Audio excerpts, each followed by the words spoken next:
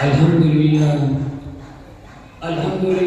والصلاة والسلام علی رسول اللہ، اما بعد۔ صدر محترم اور حاضرین جلسہ،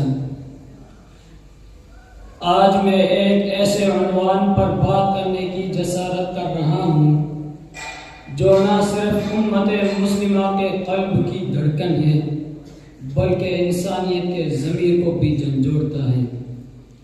جی ہاں، میں بات کر رہا ہوں ارض مقدس فلسطین کی، بیت المقدس کی اور وہاں کے ان غیور مسلمانوں کی جنہوں نے اپنی استقامت اور مزاحمت سے پوری دنیا کو یہ پیغام دیا کہ حق کبھی مٹایا نہیں جا سکتا۔ سامعین محترم، بیت المقدس وہ مقدس مقام ہے جہاں انبیاء علیہم السلام کے قدموں کی خاک مقدس ہیں، جہاں سے ہمارے نبی کریم صلی اللہ علیہ وسلم معراج پر تشریف لے گئے اور جسے قرآن مجید نے یا قوم ادخلوا الارض المقدسہ کہہ کر یاد کیا۔ یہ سرزمین مسلمانوں کے لیے عقیدے کا حصہ ہے اور اس کی حفاظت ہمارے ایمان کا تقاضا ہے، مگر افسوس اسی مقدس سرزمین پر آج ظلم و بربریت کا ایسا بازار گرم ہے کہ جس کی مثال تاریخ میں کم ہی ملتی ہے۔ یہود جو اپنے مکر و فریب اور جاہلیت کے لیے بدنام ہیں، آج بھی فلسطین کی پاک سرزمین پر اپنی درندگی کا مظاہرہ کر رہے ہیں۔ 1948 عیسوی میں صہیونی ریاست کے قیام کے بعد سے آج تک فلسطینیوں کے خون سے سرزمین فلسطین لالازار بھری ہوئی ہے۔ وہاں کے مسلمان جس چوراہے پر کھڑے ہیں وہ بڑا ہی پرخطر و پرفتن ہے، اور جس راہ کے مسافر ہیں اس نے عالم اسلام کے مسلمانوں کو دکھوں اور رنج و آلام کی صلیب کے سامنے لا کھڑا کر دیا۔ یوں سمجھ لیجئے کہ وہ خطہ ارض ظلم و بربریت کی بھٹی بن چکا ہے۔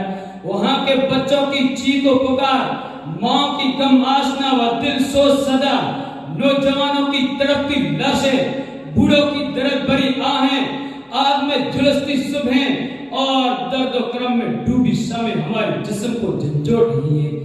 کیا کوئی دن ایسا گزرتا ہے جب وہاں کے بچوں، خواتین اور بوڑھوں پر بمباری نہ ہو؟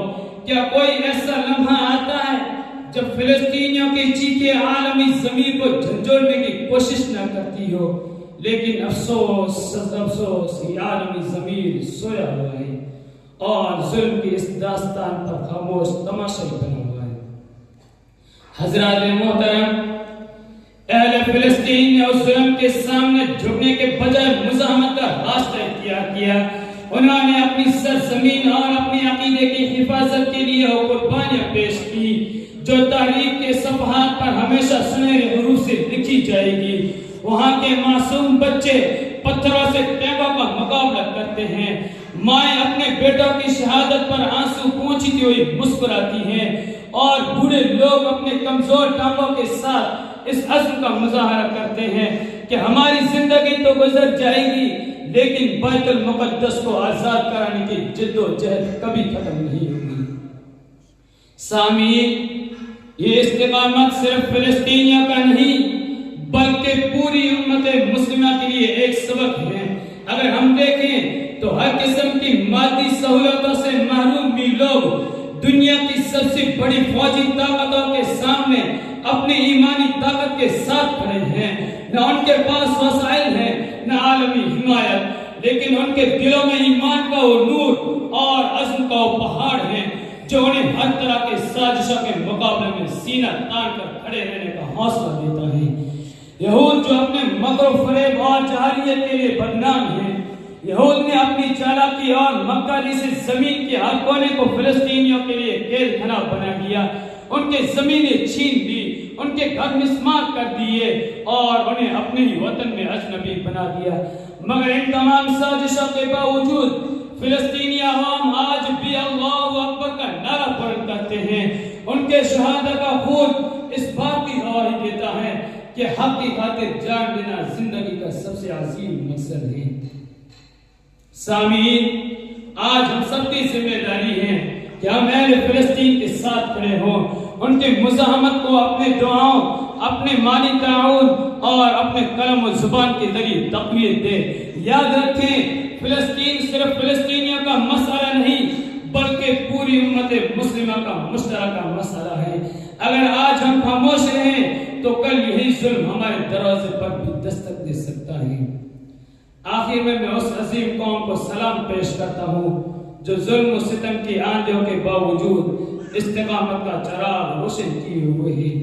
دعا ہے کہ اللہ تعالیٰ فلسطین کی مظلوموں کو فتح نصیب فرمائے، بیت المقدس کو آزاد کرے اور ہمیں اس جد و جہد میں اپنا حصہ ڈالنے کی توفیق نعمت فرمائے۔